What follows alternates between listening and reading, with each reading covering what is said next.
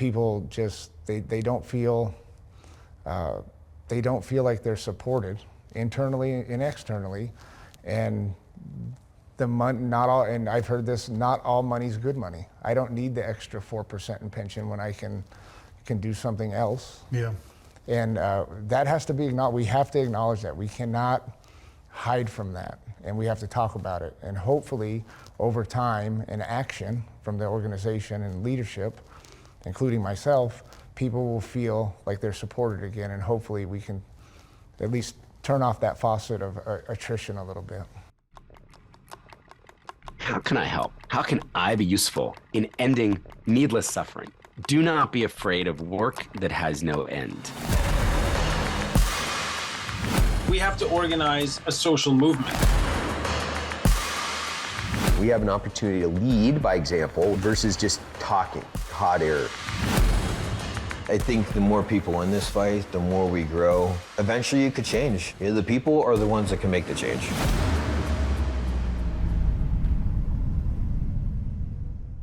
Today's episode is a two-parter that's going to cover a lot of ground. We're going to talk about the reality of policing with Captain Whiteman in the LAPD, the challenges that officers in the LAPD, but I think broadly law enforcement-wide in the United States face, and how they are trying to change things. So a little bit of background on Captain Whiteman. He's been an LAPD officer since 1998. Now, in that time, some things have changed. Violent crime is, without a doubt, on the rise. Homicides in LA hit 397 in 2021, the most in more than a decade, and a 50% increase from 2019. In 2022 alone, the Los Angeles Police Department reported 229,584 crimes, an 11.6% increase over the previous year. Last year in LA, 30.1% of all robberies involved a firearm, up from 21.1% during the same or pre-pandemic year of 2019. Captain Whiteman has seen all of this firsthand. He's worked a variety of assignments, including patrol, Special Problem Unit, or SPU, Gang Enforcement Detail, GED, Field Training Officer, and Senior Lead Officer, SLO. In October of 2020, Ryan was promoted to captain and assigned to the West Los Angeles Patrol Division. In June of 2021, he was assigned to Community Safety Partnership Bureau, the CSPB. Works in the Watts Housing Project to sustain long-term community development and to maintain safe, thriving, and healthy communities. The CSPB program launched in 2011, and the goal of the CSPB program is to create more trust with officers through programs that help the community. Hope you enjoy part one of our conversation.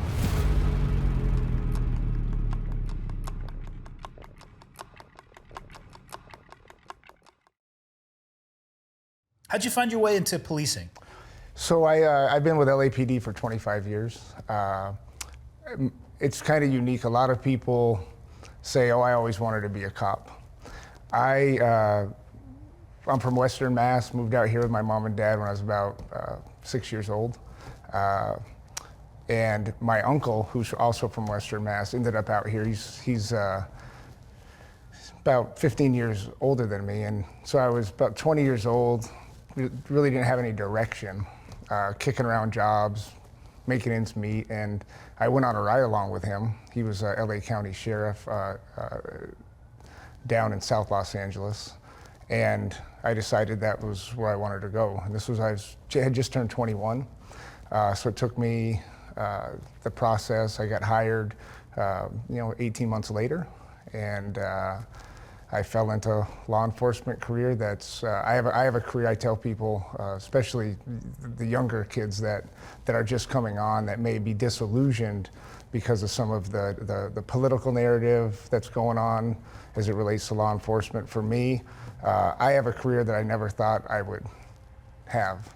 I don't deserve a lot of the fortune I've gotten on LAPD, but I've worked with really good people that have shepherded me through my 25 years, and it still continues to happen today. And luckily for me, like I said before, my two brothers, I have a sergeant, my older brother's a sergeant in Foothill area in the Valley, and my younger brother, who was a Marine, came out of the Marine Corps, and he's a training officer at Southwest Division down by USC. And my wife just retired as a detective. Oh, wow. So LAPD in the city of Los Angeles, although not perfect, they have served me and my family well, and I still come to work with a desire to do the job, and I have way more good days than bad days, so that's what keeps me going. Do you make your brothers call you sir? No. They're This is a missed opportunity. No, We should no. discuss this a little. You know, my older brother probably a far better human being than me. He's he's a really good person. He's doing really well. He came on later, but he has a tremendous upside. And my younger brother, the service that he gave during the conflict in Iraq and subsequently in Afghanistan, and what he's able to do, with the memories of that and how he transfers his life of service beyond the military. They are leaders in their own right, and hopefully they continue to grow and have opportunity with the department, because both of them are about 8 to 10 years behind me, but they are grateful for the opportunity that the department's given them as well. Do you think the military service positions somebody well after leaving the military to go into law enforcement? I do. I came on a time where military recruitment and military hirees were more than they are today. I think throughout the years, just looking at our workforce, there has been a bit more emphasis put on individuals coming out of educational institutions with degrees. I think that's the landscape for many departments. Some departments require a bachelor's degree to get hired at entry-level position. LAPD, we're not there yet.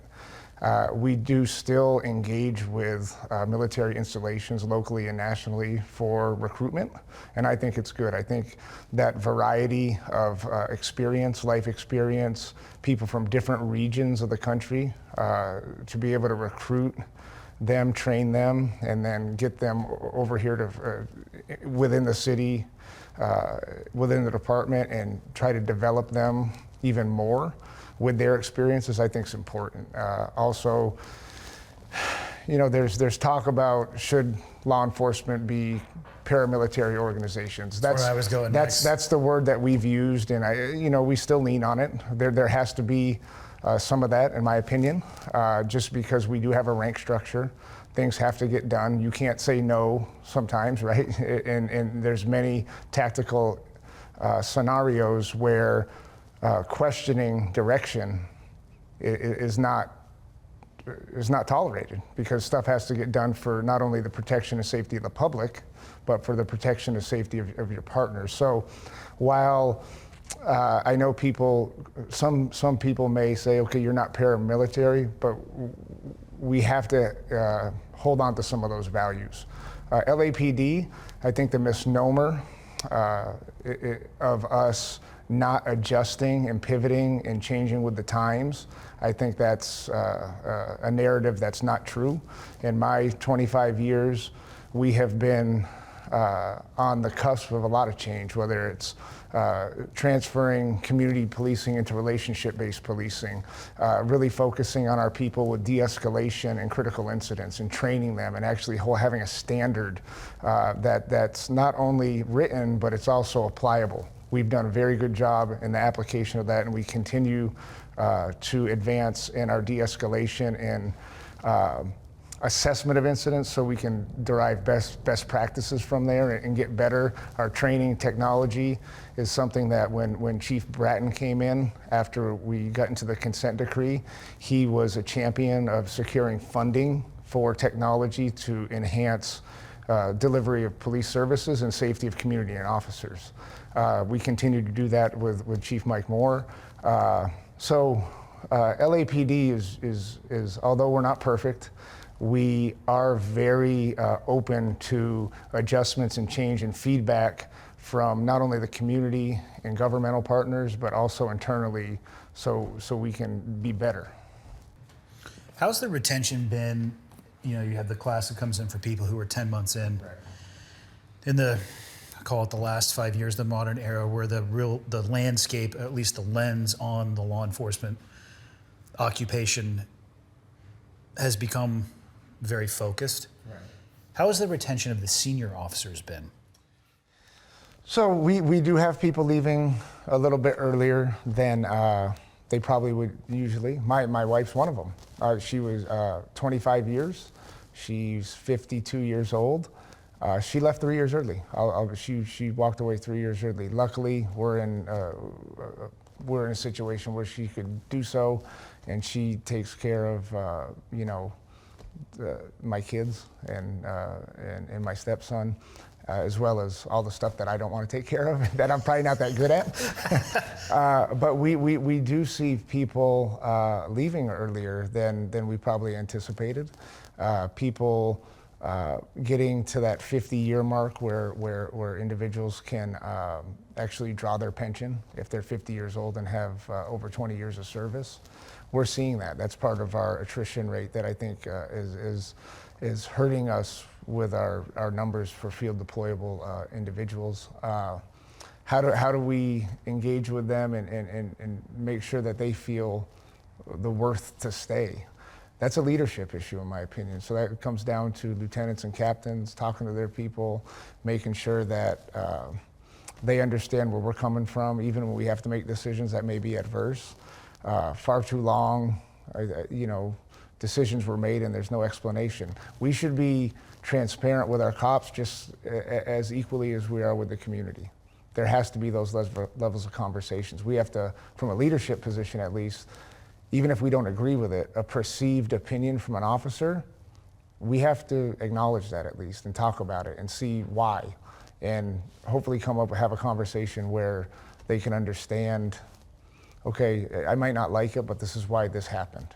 There's a lot of missed opportunities there because of the tempo of the work sometimes, but that's what we should be relying on our supervisors for, our sergeants and our lieutenants, and train them in that similar expectation so our people feel like they have a voice, so they feel like the work that they're doing has worth.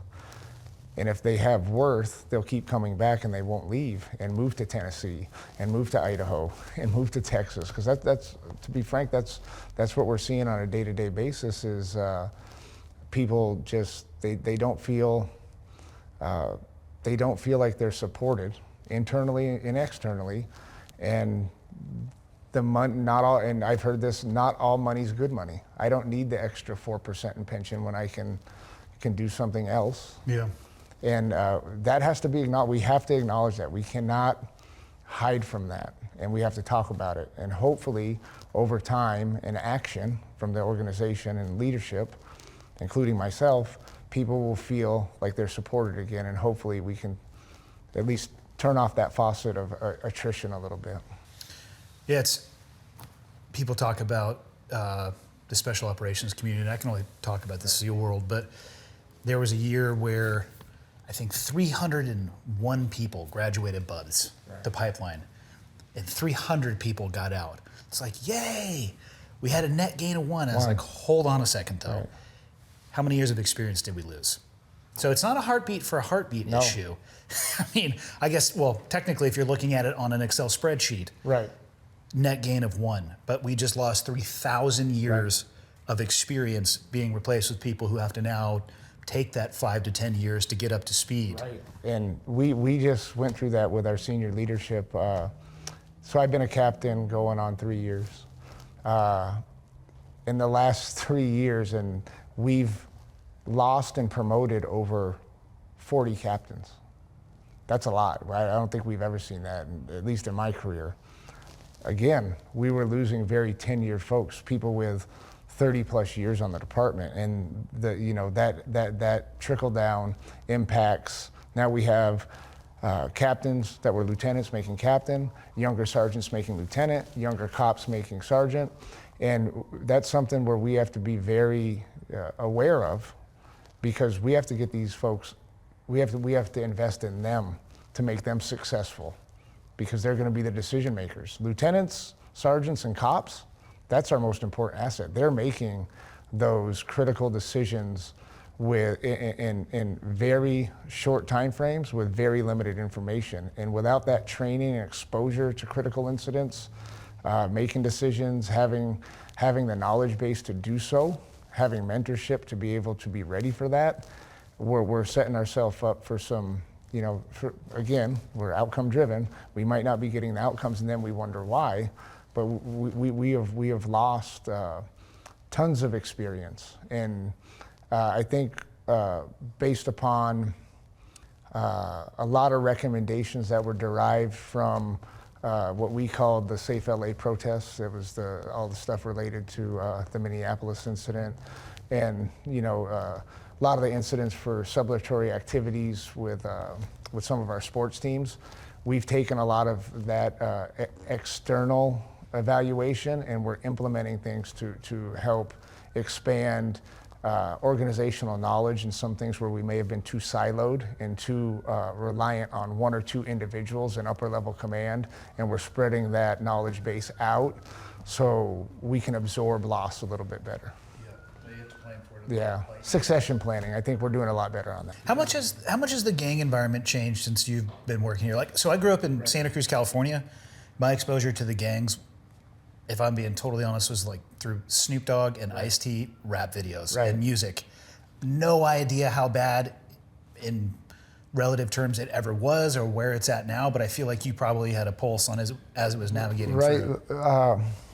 It's funny, I was just at a meeting with some community members for a mental health grant that we just secured with our city attorney partners, and we were talking about this, and we were talking about like violence and what violence looks like today as compared to the 80s, 90s, and early 2000s. And the gang operation has changed. You have African American gangs that obviously operate and are held to a different accountability level than Hispanic gangs that align with Mexican mafia. So in East LA and some of South LA, that Hispanic gangs that are under, I won't say the control, but under that umbrella of Mexican mafia have different rules. The African American gangs, which are much higher by number, specifically Crip sets, outnumber blood sets, there's not as a tight of an organizational infrastructure, if you will. The days of we'll have a shooting and a suspected blood gets shot by a Crip set, and then we'll have 4 or 5 shootings in a 2-day period volleying back and forth as retaliatory acts. That doesn't exist as much as it used to. It's been cut down dramatically because it's a moneymaker now. So they don't want to bring focus on some of their activities that are making them money.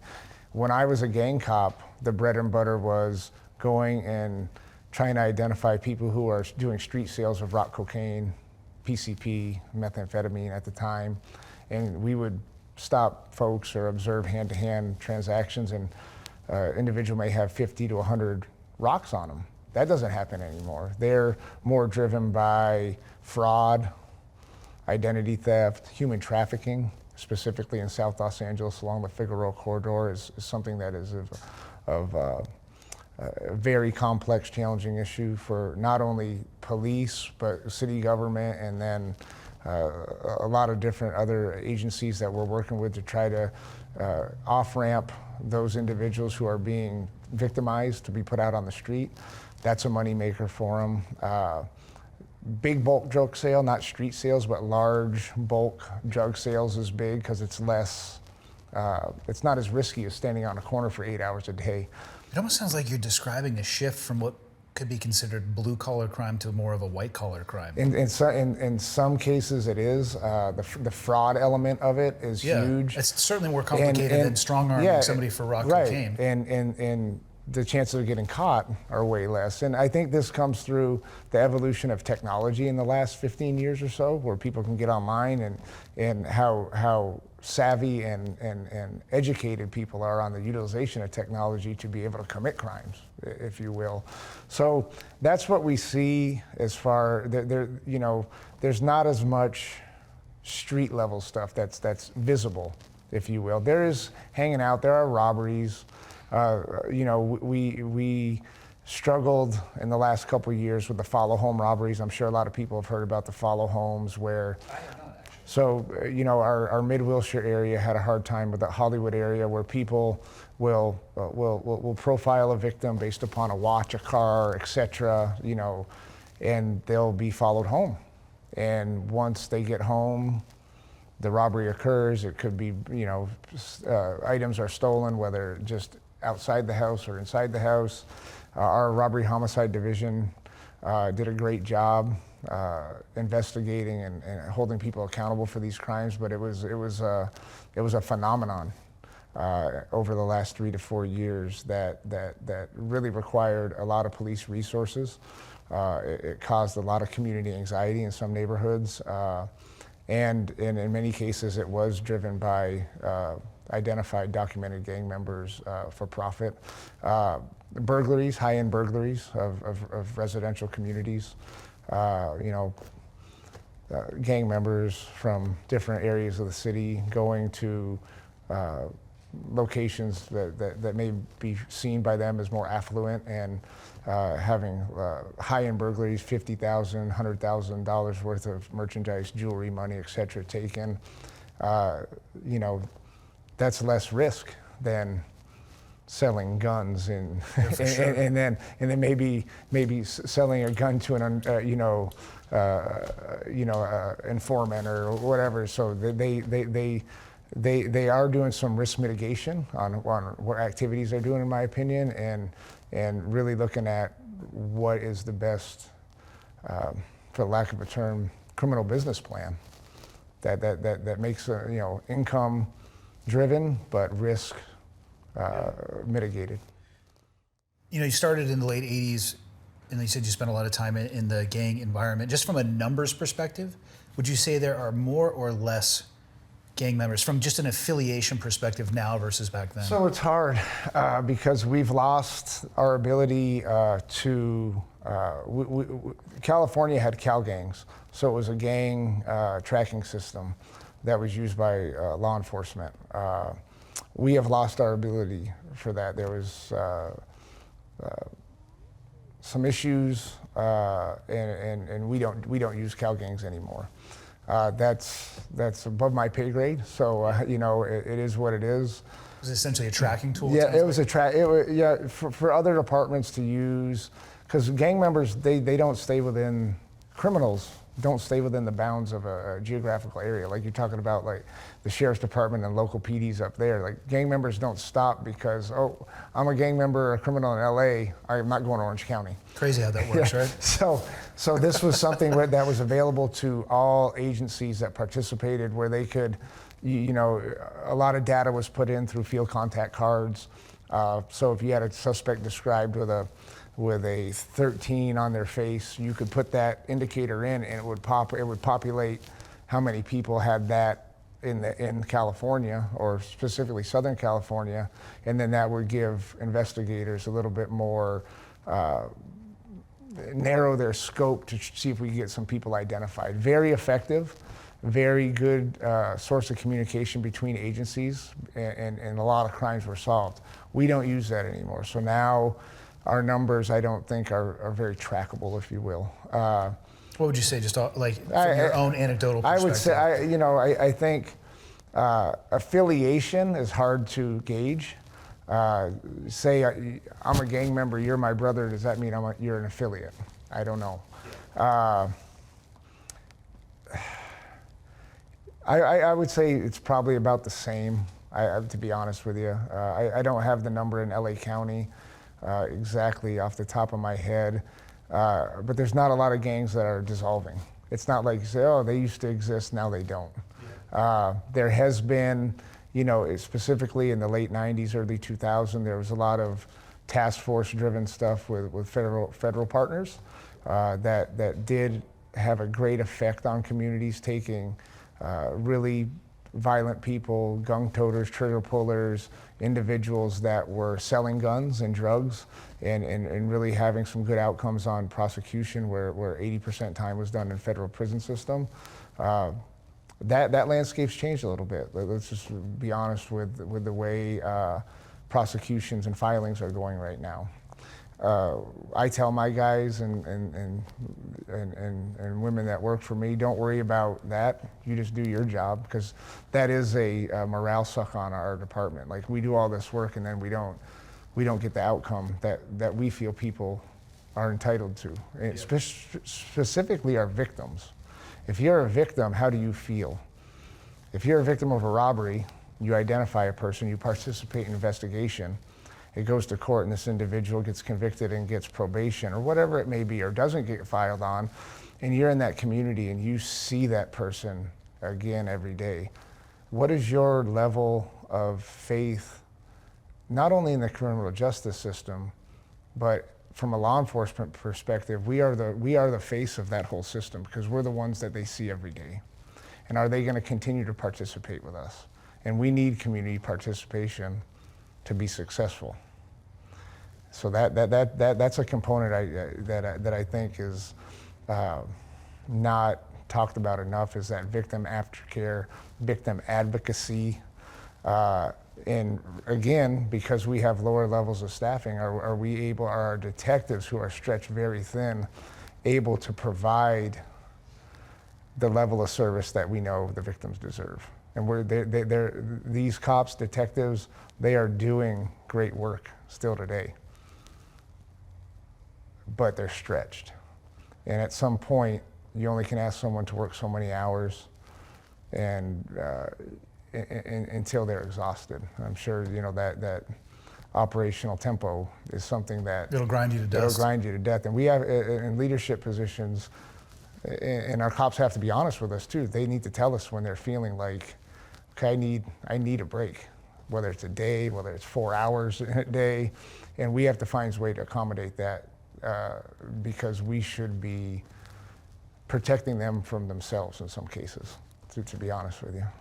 You mentioned when you were talking about the CSP that it's a different approach to policing. Can you unpack what it is and how you got involved in that? So CSP, and around 2010, specifically in the housing developments in Watts, there's three major housing developments: Nickerson Gardens, Imperial Courts, and Jordan Downs.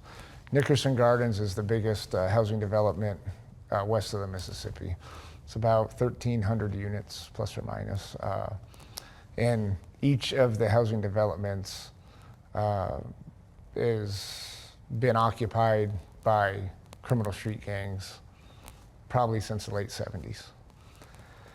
So Connie Rice, who is an attorney, she was very frustrated with the housing authority of the city of Los Angeles and the conditions in which people were living in the housing developments, and she was very frustrated by policing practices in those areas of LAPD.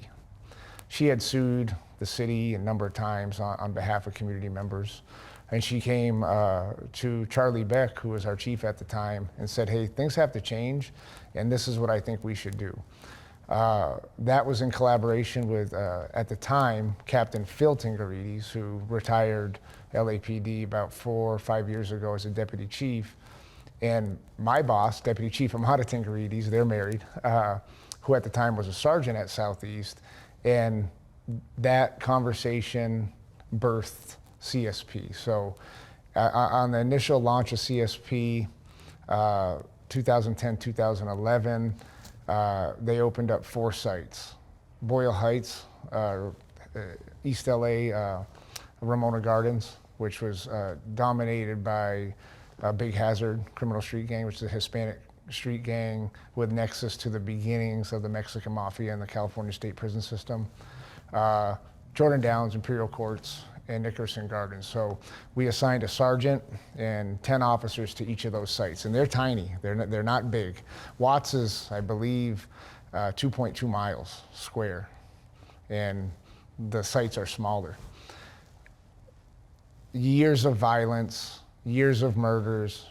We're talking about drug sales, underreporting of violent crime, years of police going in only to find themselves involved in application of force because the relationship was so bad. Couldn't go into these areas with less than 3 or 4 patrol cars because it was unsafe. Cops go in to handle a call, they come back out, their car tires are cut. There was just it was chaos.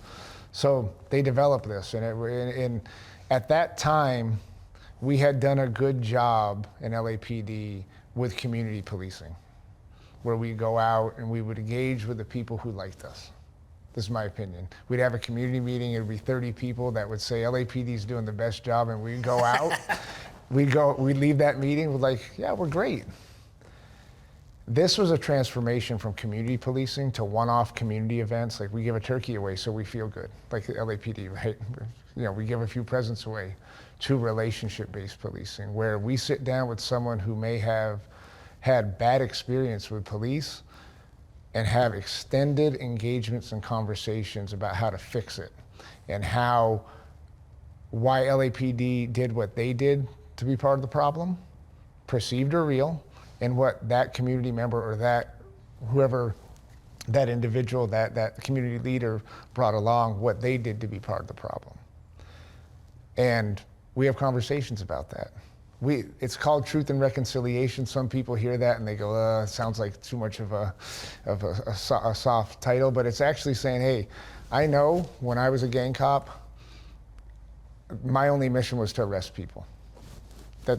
I'm telling you, that was my mission. Like every day, I never thought about, hey, maybe I should go talk to these kids that I've just arrested 5 guys on the street corner. How did, these kids watch every one of them. And then I wonder when I drive by why they flip me the bird and they're 12 years old, right? So those engagements with these folks early created an awareness of where we had gone wrong and where they had gone wrong, and that both of us have to wear that responsibility. And then once that occurs, how do we create a path forward that's gonna have some action items that we can achieve, so that we can feel that we're actually making some progress. So CSP, they did that. I wasn't assigned there yet. That was about 2 years before I got assigned there. But Phil and Amada and Charlie Beck and the leadership in South Bureau at that time really engaged in some very difficult conversations with folks that had been, for lack of a better term, some of their communities had been terrorized by over-enforcement, perception or real. Sometimes, it could be a little bit of both, right? Is LAPD the only one that's identifying problems? And are we the only one that's writing the prescription for a solution? And that's where that over-enforcement comes in. And I talk about this with a lot of my community, is you tell me there's a problem, but you don't provide me how you want a community-led solution. And then when I apply a solution, you get frustrated with me. So there has to be that level of honesty. And then if something goes right, there has to be some mutual acknowledgement. And when something goes wrong, everyone has to stand shoulder to shoulder and say, yeah, we agreed to this. We thought this would be the best solution, but it didn't work. And then you move on. And we've achieved that. In CSP, there's 5 core components. There's public safety, which cops sometimes have to do cop stuff. But it's how we do it is what's important. Are we doing it constitutionally? Are we doing it with the most respect we can? Are we having debrief conversations with the community, like when we do things? And are our cops relying on good judgment on spirit of the law, letter of the law? It doesn't always have to end in something that's seen as punitive to the community. Doesn't have to end in a ticket all the time. It could be an education. My mantra to our people is we engage, educate, wash and repeat, and if it's something that is a lower level crime and you have to take enforcement action, then we do it and we explain why we had to do it. There's cases where we can't do that. If someone's robbing someone, the expectation is we skip a few steps and we take constitutional action and then we explain. We have safe passages where we bring in officers to work with the schools and the parents to make sure the kids are getting to school safe, unmolested by unhoused Angelinos, gang members that may be trying to recruit them. One of the biggest things we hear and see is it takes all my energy as a third grader to get to school, and then the teachers want me to sit in class and learn how to do algebra. In my experience, I would never have thought that way because I never grew up in that environment. So that's an important perspective from a 12-year-old kid to a 30-year-old police officer in some cases, and how we engage with them. We do sports programming. We have a stable of partners where we have football with the Rams. We have about 150 kids right now engaged in watch Rams football, which the Los Angeles Rams have been steadfast partners of ours. We have soccer programs. We have baseball. We have basketball. We have. If you have a kid and you want them in a program, we will find you one, and it will not cost you anything. And then we have parent support for that as well. So we have a broad, non-enforcement related structure that really helps us with winning the respect and trust of the community. One of the things that we're constantly doing, and is one of our core components, is building community capacity. To have folks that have felt like they were not heard from not only the police department, but city government, and they don't have the ability to solve problems through those lanes, we help them connect and educate themselves on what is the council district responsible for? What is the mayor's office responsible for? If, dispute resolution, like we see a lot of that. How can you get dispute resolution services so you don't have to call the police and have a negative interaction with the police? Everyone has to carry their own water. And we're trying to build an approach that's for public safety and a public health approach that is community-led and law enforcement supported. It would be great if we didn't need as many cops. That's not going to happen in my generation, but what we can do is use the cops that we have better and develop our community members to be able to have the confidence to lead within their neighborhoods, to minimize the need for cops in activities that may make them feel over-policed, if that makes sense. It does.